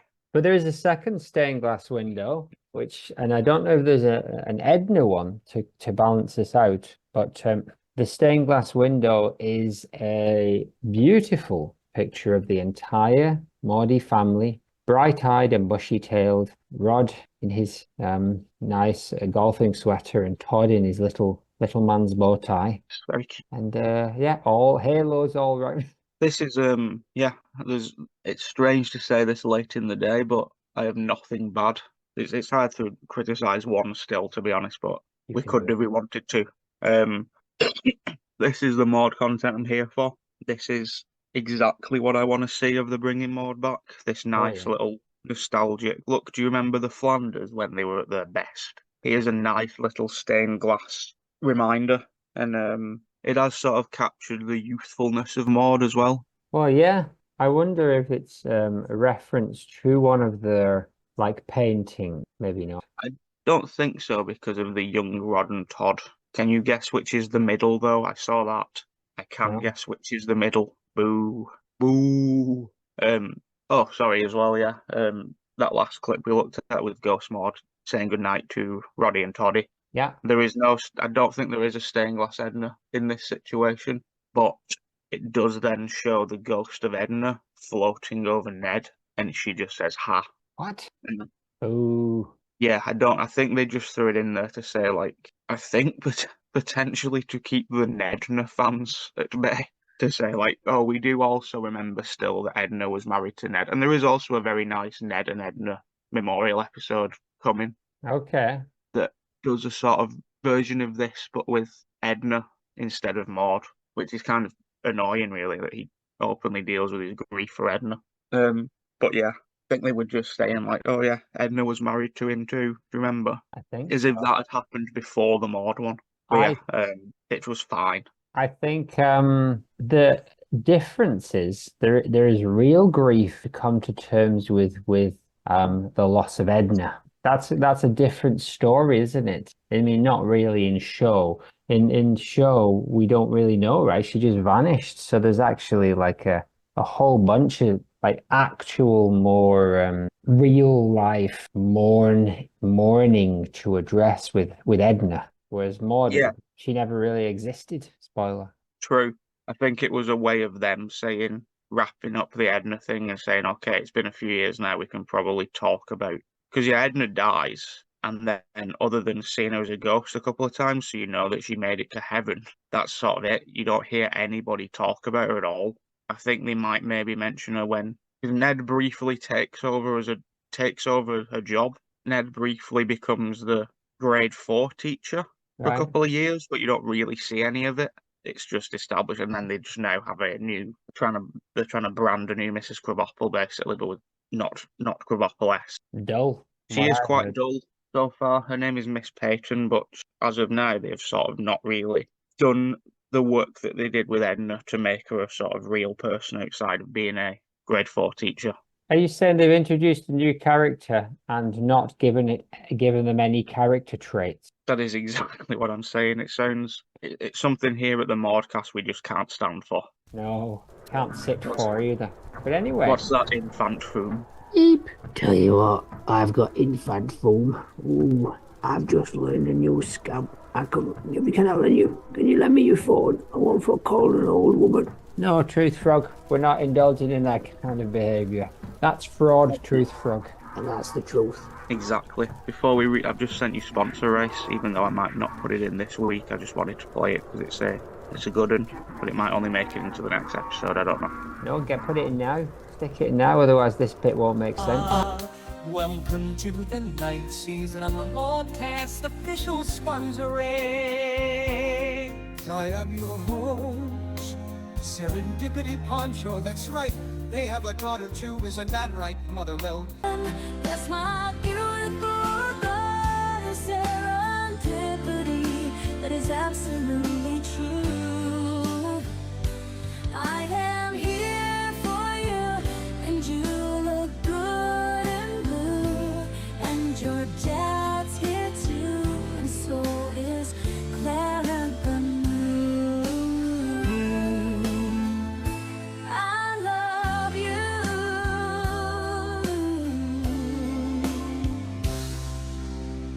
Now bring back our sponsors. Friends with Saken from Buffy, the richest man alive. Peabody Vanderbilt, Sam Reverse, the architect.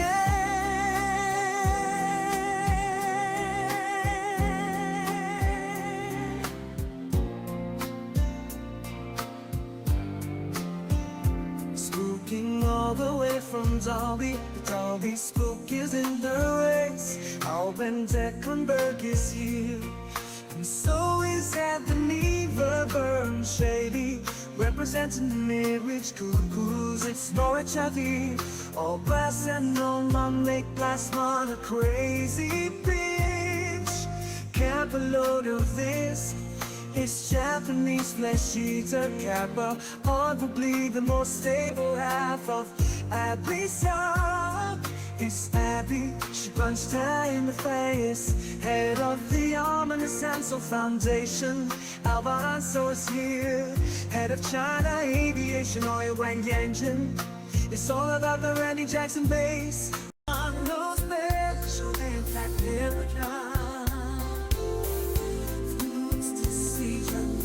because the Leprechaun is here to compete. All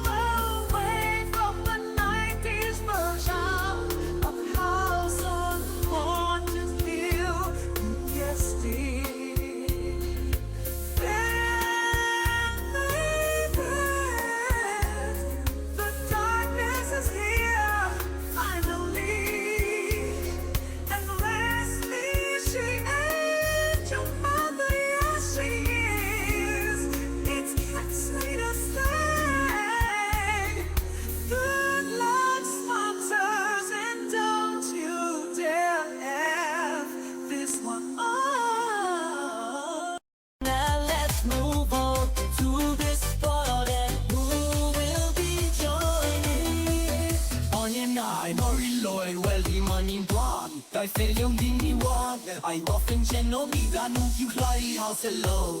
I'm not Dr. House, Rob Poppy Nando's. Okay.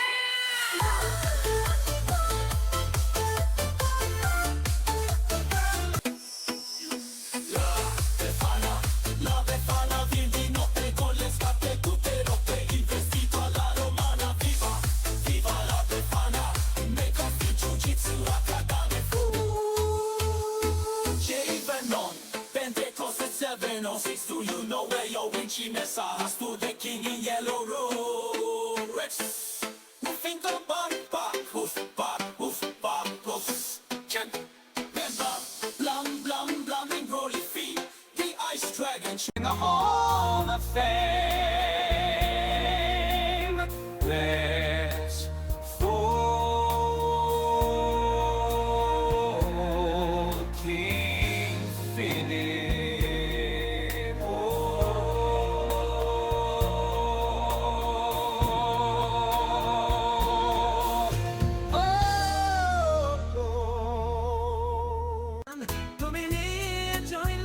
It's all over head, so ignore a chappy. And just after in 14, it's the last month.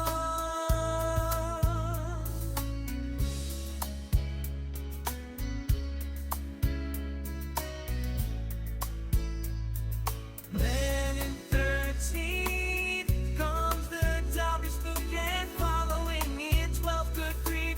It's at least never. Now for 11, and it's speed, body feed, the riches don't save you, and neither did we. Coming intended to glitch and leprechaun. The darkness flounders in night, and it's closely followed out of the door by Declenberg and April. Now for a new shot twist, the ones who will return. Based on their knuckle boxing session and coming back to the reins is the darkness from the 90s version of House on Haunted Hill. Finishing it, it's a rebus. The architect type that he didn't plan for that. And instead of this Randy Jackson bass.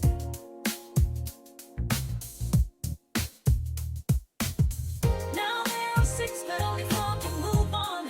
And this is the final enjoy. 6th and 5th are Kappa and Abby from Abney, so she punch her in the face. Now time for the finale, let's welcome back the season's local crown winner. Woke up the ice dragon and the camp gang. Members of those sorceress would win 200,000 muffins that expire in a week. A crown that's up to provided. Pittsburgh's jewels, his supplier, and stars out Beverly Hills. Wake up for some and no rest home. And the D's to Ralphland and next and the next museum. A database number 56 located in Haddonfield, Illinois. Our top four sponsors, Tara Froome, Boofy, Cat Slater, Wang Engine. And the darkness will now flame. Ball for a bit to only one remain. And the winner is Cat Slater. She didn't become a bit of a slag. She became a total slag. Now Prince, sponsor Prince, take it away. On to the moon. To the moon, ooh, ooh, ooh, ooh. I would like to take you away. To the moon, ooh, ooh, ooh, ooh. I would like to take you away. To the moon, mucho thanko. Indeed. What a beautiful It's a good one, isn't it? it is. I'd like to see it once more with feeling. Exactly. Buffy. Oh, is Buffy. that what that was? A That's the Buffy name of reference. the Buffy musical. Little Zen, have you got any songs for us? Yes. All right. Well, we'll get to it in a minute. Well, while you're prepping them, why don't we switch on your little television over there? Yes. Zaz, why don't you switch on your little television and then we'll see Mine, yeah. what's on Yeah, there. that's fine. That's absolutely fine. Oh, it Insert seems like it's an wacky music. Insert wacky music. Rod and Todd Hobgoblin. Rod and Todd, two hobgoblins in town. Run a factory making shoes renowned. Amateur Nike trainers, their specialty, but comedy mishaps. Oh, what a spree! They hate cats, those furry little things. But the big bosses bring their pets. Oh, the irony stings. Cats chasing hobgoblins room to room.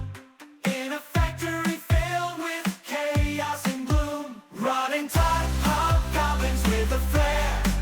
Running a factory cat-filled air. Amateur Nike trainers, they strive to make the comedy mishaps they can't escape. Oh yeah!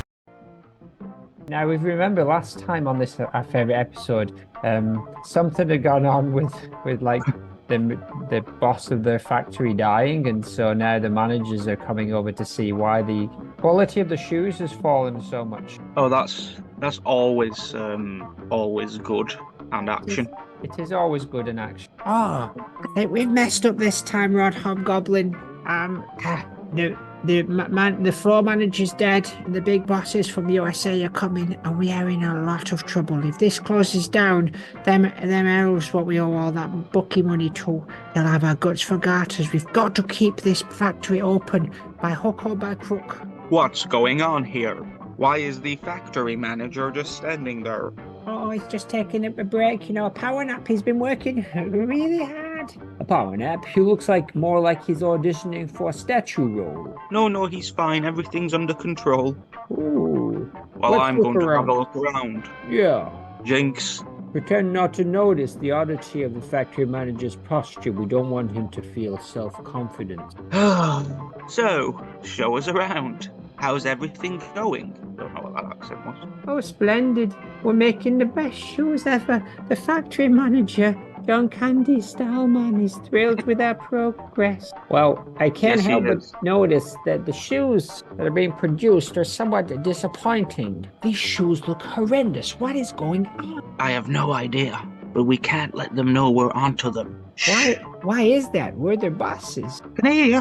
Why don't you have a look at look at this newspaper article and also TV show that shows that our Nikes, deliberately made as amateur Nikes, have gained popularity amongst the hipsters and cool kids. Look at these, our latest creation, the amateur Nikes. They're a massive hit on TikTok. Amateur Nikes? What a peculiar name. Are they selling well? Oh, absolutely. But you should know because you're literally the boss of this company and have all of the data and statistics that could back up that information. But anyway, take our word for it. We can't keep up with the demand. It's a bloody gold mine, if you pardon my French. I do not.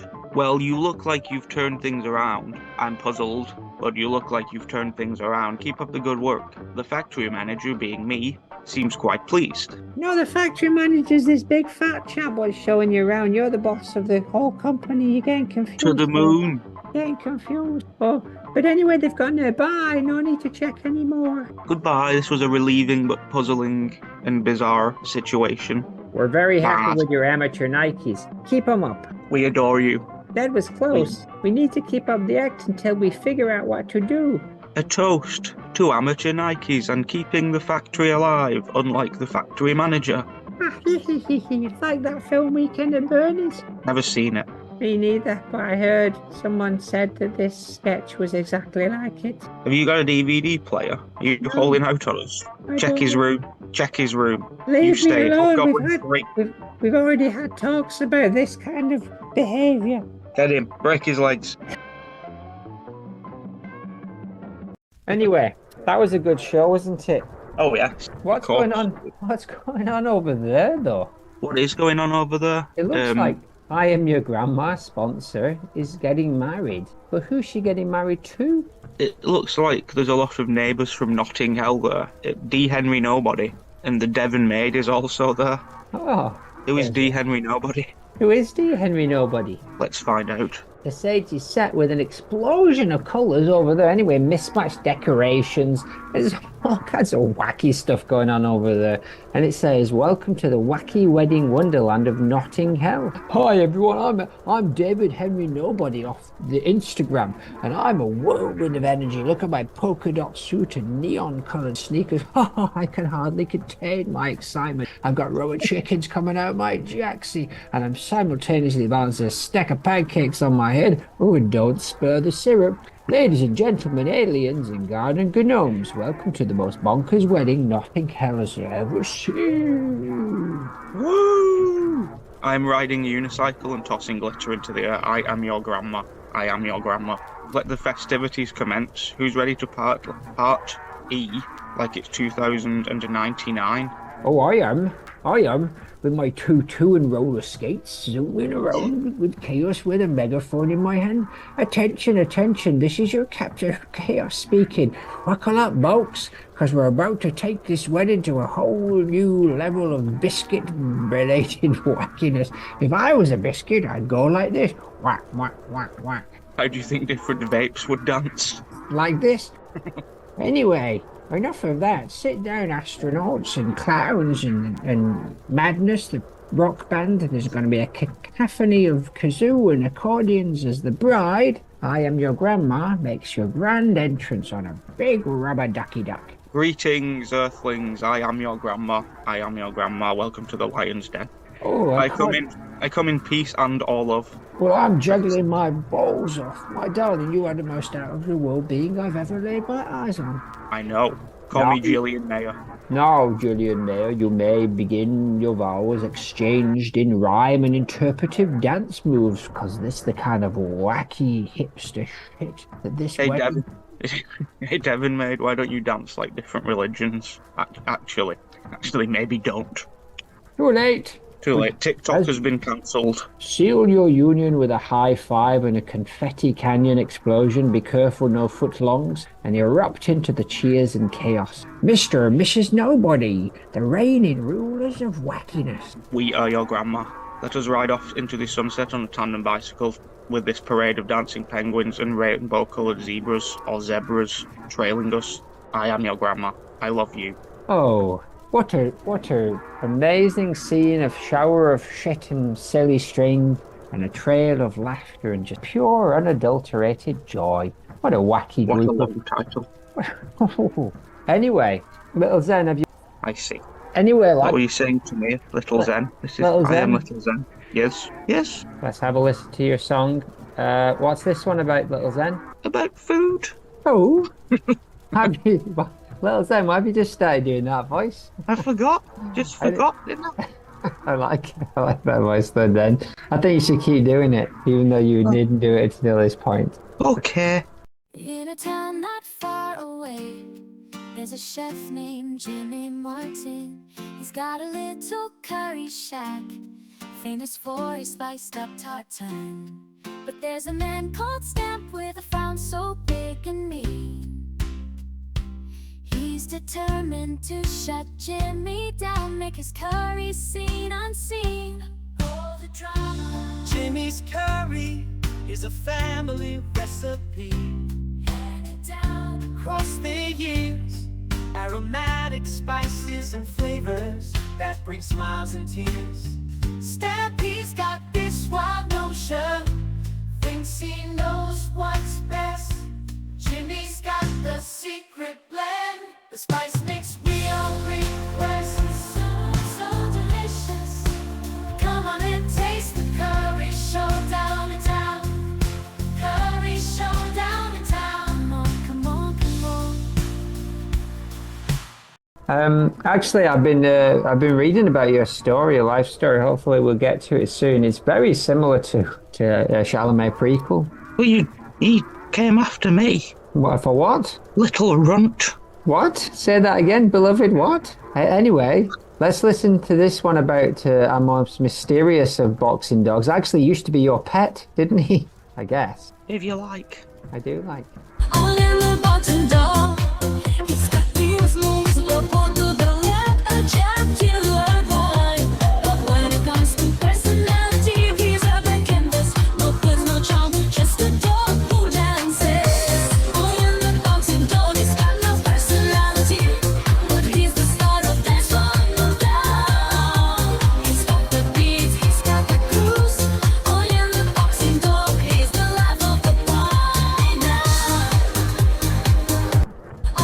It's very good, but it's a little bit mean, isn't it, Zen? Because wasn't he your pet when you lived with your father in the Wee Wee Principality before everything went wrong? Yeah, All right. Anyway, this last one is about our favorite frog. What, Truth Frog, how did you get my phone? I'll tell you later, but first I have to make this call. Hello, Dorothy. Dorothy, I am Barclays Bank.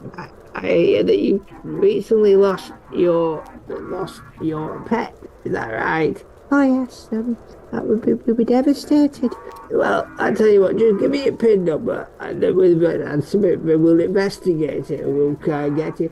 All right, it's 2-4. Truth Frog, give me that phone back. Dorothy, don't listen to me. It's a scam. It's not a scam.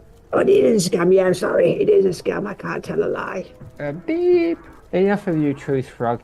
Even in hell, you're still trying to rip off all women who separate from their savings. It's their fault if they fall for it. Well, it's not really a positive attitude, is it, Truth Frog?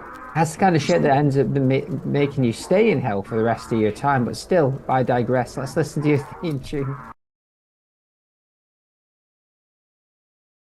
I dwell alone, but my love for feces widely known. No chunk too big, no bit too small. I'll gobble them up. I want it all. I'm Truth Frog, hear me croak. Feces is my joy. It ain't no joke. From messy to solid, the truth, just ask me. Cheese and corn, I hop and hop. Nothing stops me, not even shipman can leave every bite. I find my bliss, feces as the truth I can't resist. So here I am in feces as throne. Truth Frog, the feces is gonna soul, that's soul.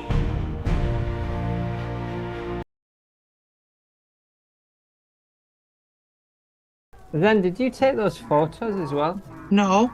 They're brilliant. They're very, very good. Oh, yeah. Anyway, do we have some art? Yeah. Well, Yeah. share us your posters then, Zaz. Here you go. Here's 3. Nice. So this is, what do we have here?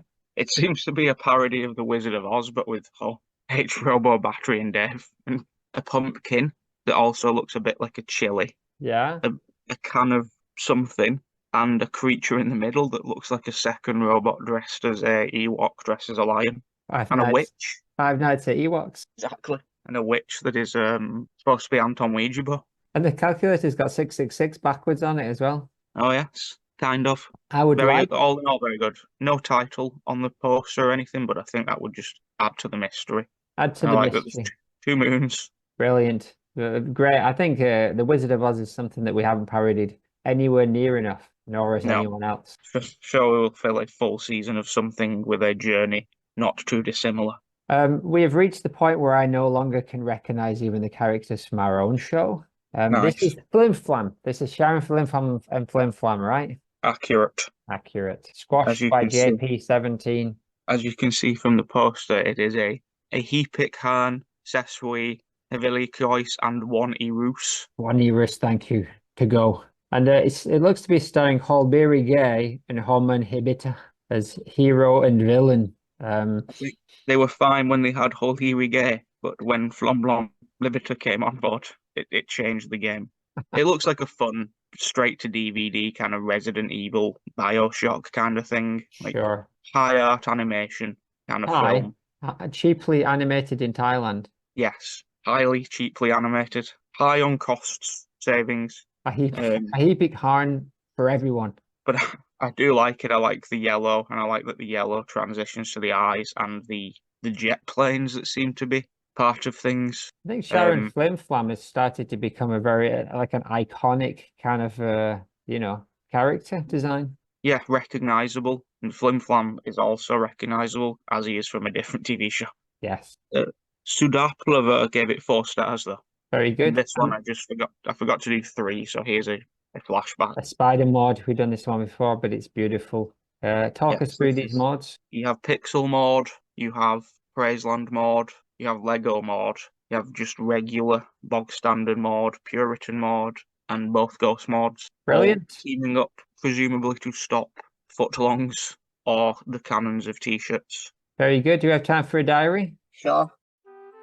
Dear Diary, today I went for a nice walk around the park with my best friend Shauna Chalmers.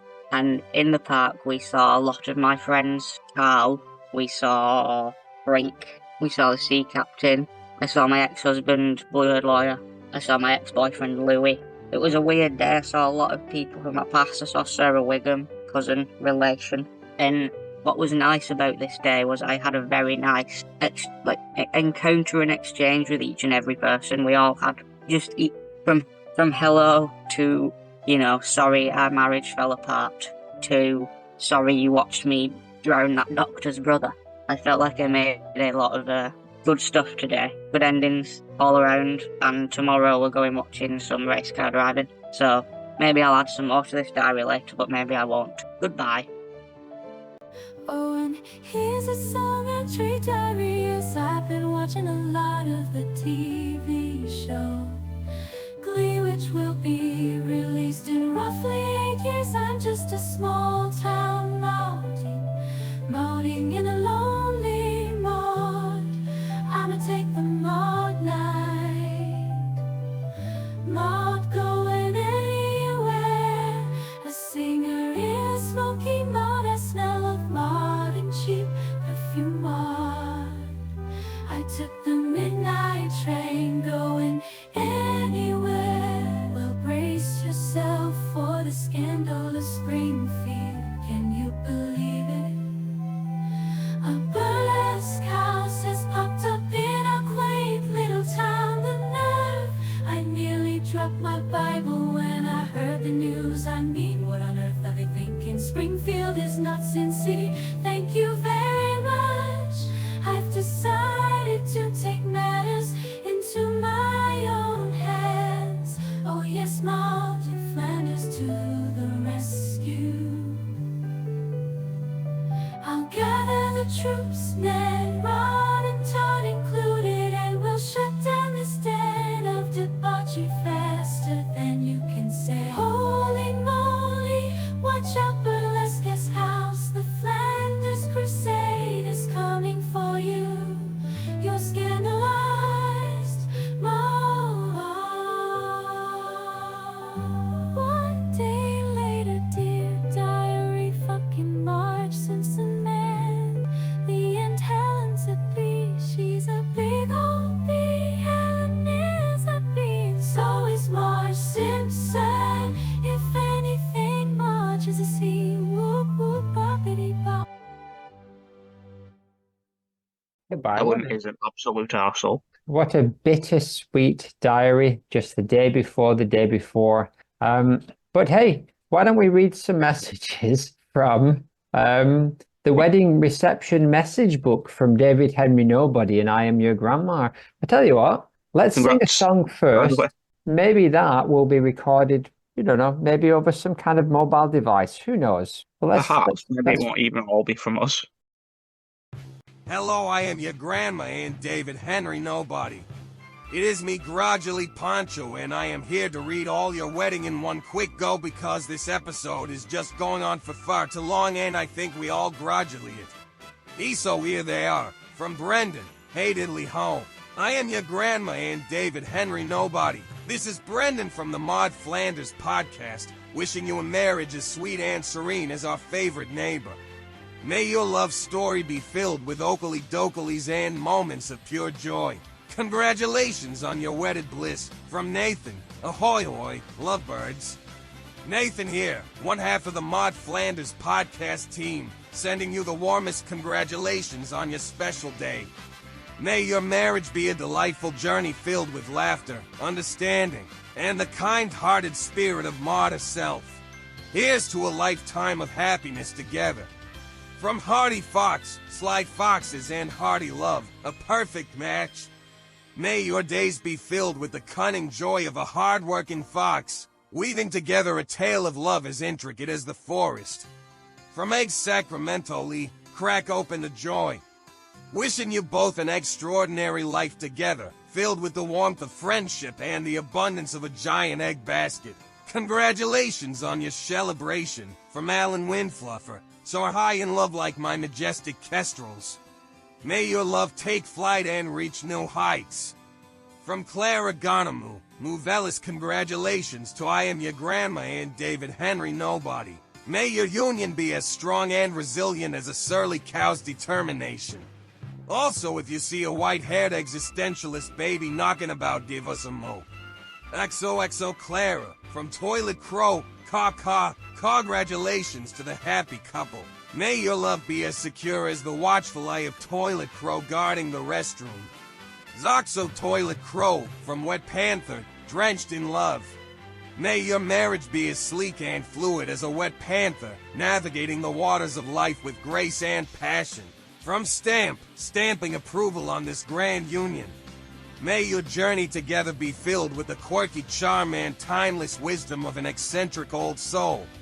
Improvised stamp noises etc. From Statman John, statastically in love. Boys, rejoice in this union, etc.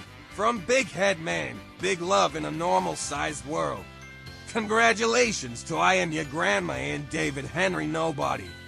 May your hearts be as big as Big Head Man's imagination, but not as big as my huge head. From Lil Zen, tiny feet, big beats. Congratulations to the newest family member. I am your grandma and David Henry Nobody. May Lil Zen bring rhythm and joy to your lives, making your family the hippest on the block. From Simon Jaguar, perfectly posh union. From Onion the Boxer Dog, bark fully blissful days ahead. Go shut the windows, hen. From West Narwhal, well done on finding true love.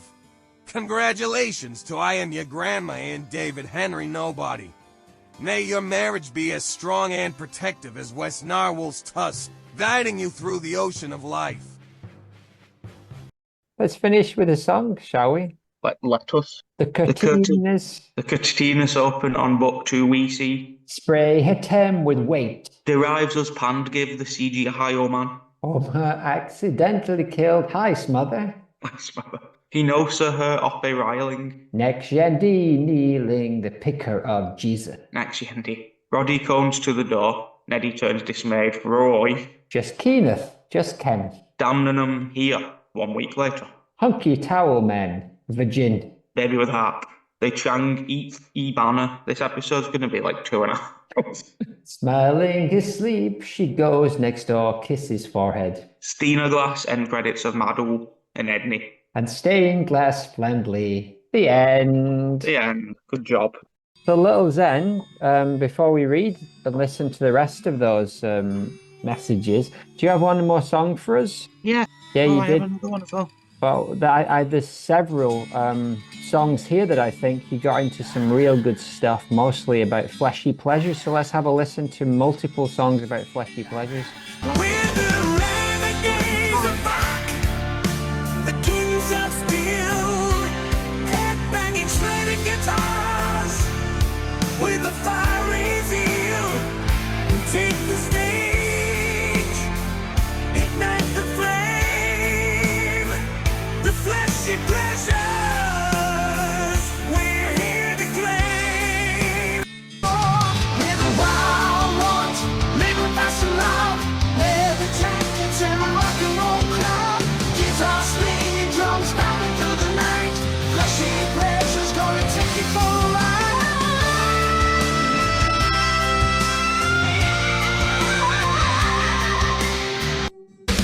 Listen to the darkness, the sinister sound, flashing pleasures rise with the fury of loud.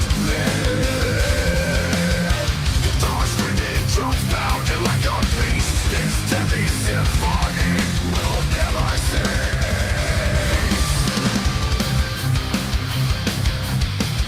In the depths of the night, where shadows dance, the wrath of metal takes its chance. Flashing pleasures, the song of earth,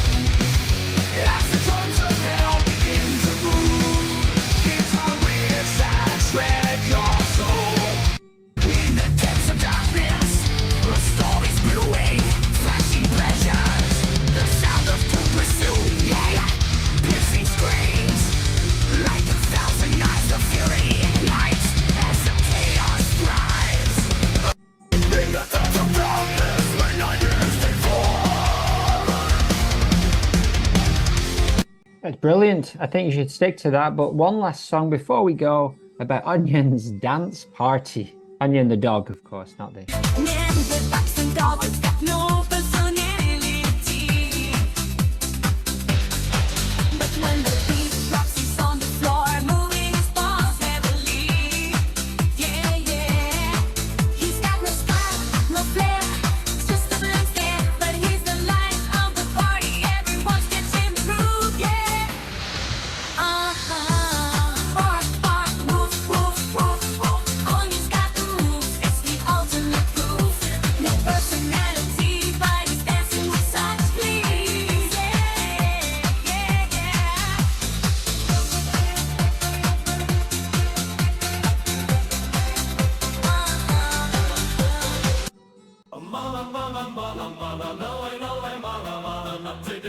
Fresh with me. We're always together, never apart. Sisters through and through. We're only out for fun. To give the boys their run, we can get a kick out of you, boy. If you tempt with your charms, you can hold me in your arms. But if you force yourself on me, things are gonna get nasty. No way, mana, mana, no way, mana, mana, not today, don't get fresh with me. We share each other's secrets, don't take things too hard. Friendship that will always be true. We're looking for the guys who can take us to new high sex appeal. Intelligence too, if you got the cheek to think, you can buy me with one drink. You're living in a dream world, boy. Go buy yourself another toy. Did you hear what that guy just said to me? Haha. Oh, don't tell me I could have any girl here, but it's your lucky night. No way, he said that to me last week. Well, actually, I think he's kinda sweet.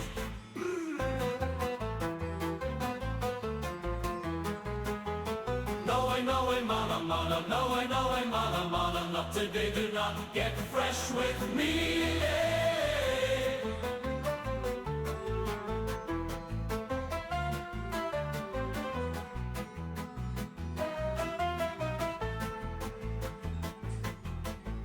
No way, mana, mana, no way, mana, mana, not today, do not get fresh with me.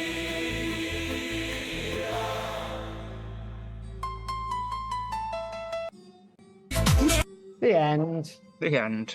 Bye. Bye. Speak to you.